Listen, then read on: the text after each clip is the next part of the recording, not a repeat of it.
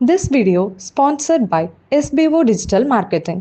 Join SBO Digital Marketing. Work from home opportunity.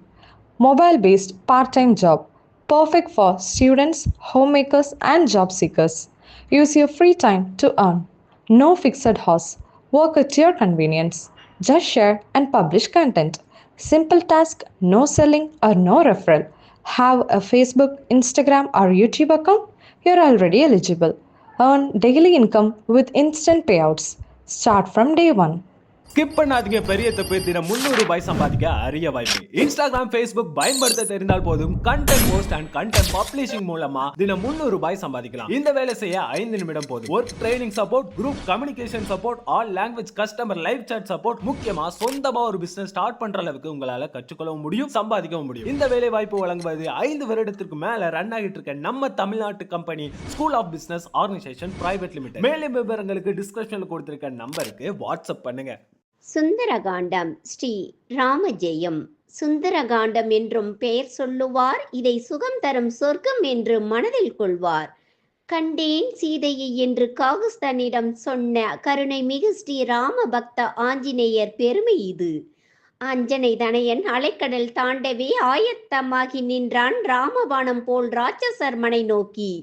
ராஜ கம்பீரத்தோடு ராமதூதன் சென்றான்.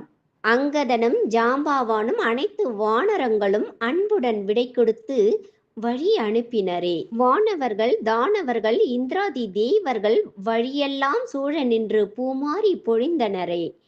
மைநாக பர்வதம் மாருதியை உபசரிக்க மகிழ்வுடன் மாருதியும் மைநாகனை திருப்தி செய்து சரசியை வெற்றி கண்டு சிம்ஹியை வதம் செய்து சாகசமாய் சமுத்திரத்தை தாண்டியே இலங்கை சென்றான். இடக்காக பேசிய இலங்கையின் தேவதையை இடக்கையால் தண்டித்தவன் இதயத்தை கலக்கினான்.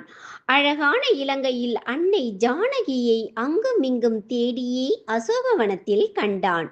சிம்சுபா மரத்தடியில் ஸ்ரீராமனை தியானம் செய்யும் சீதா பிராட்டியை கண்டு சித்தம் கலங்கினான். ராவணன் வெகுண்டிட, ராட்சசியர் அரண்டிட, வைதேகி கலங்கிட வந்தான் துயர் துடைக்க. கணையாழி கொடுத்து ஜெயராமன் சரிதம் சொல்லி சூடாமணி பெற்று கொண்ட சுந்தர ஆஞ்சநேயர் அன்னையின் கண்ணீர் கண்டு அரக்கர் மேல் கோபம் கொண்டு அசோகவனம் அழித்து அனைவரையும் ஒழித்தான். பிரம்மாஸ்திரத்தினால் பிணைந்திட்ட ஆஞ்சநேயர் பட்டாபிராமன் தன் பெருமையை எடுத்துரைக்க வெகுண்ட இலங்கை வேந்தன் வையுங்கள் தீ வாளுக்கென்றான். வைத்த நெருப்பினால் வெந்ததே இலங்கை நகர்.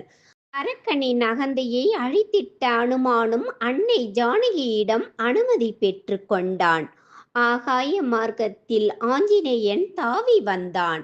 அன்னையை கண்டுவிட்ட ஆனந்தத்தில் மெய் மறந்தான். ஆறாத சோகத்தில் ஆழ்ந்திருந்த ராமனிடம் ஆஞ்சநேயர் கைகூப்பி வணங்கி கண்டேன் சீதையை என்றான். வைதேகி வாய்மொழியை அடையாளமாக கூறி சொல்லின் செல்வன் சுந்தர ஆஞ்சநேயர் சூடாமணியை அளித்தான். மனம் மகிழ மாருதியை மார்போடு அணைத்து ராமர் மைதிலியை சிறை மீட்க மறுகணம் சித்தமானான். ஆழ்கடலில் அற்புதமாய் அணை கட்டி படைகள் சூழ அனுமானும் லக்குவனும் உடன் வர புறப்பட்டான். அழித்திட்டான் ராவணனை, ஒழித்திட்டான் அதர்மத்தை, அன்னை சீதா பிராட்டியை சிறை மீட்டு அடைந்திட்டான். அயோத்தி சென்று ராமர் அகிலம் புகழ ஆட்சி செய்தார். அவனை சரணடைந்தோர்க்கு அவன் அருள் என்றென்றும் உண்டு.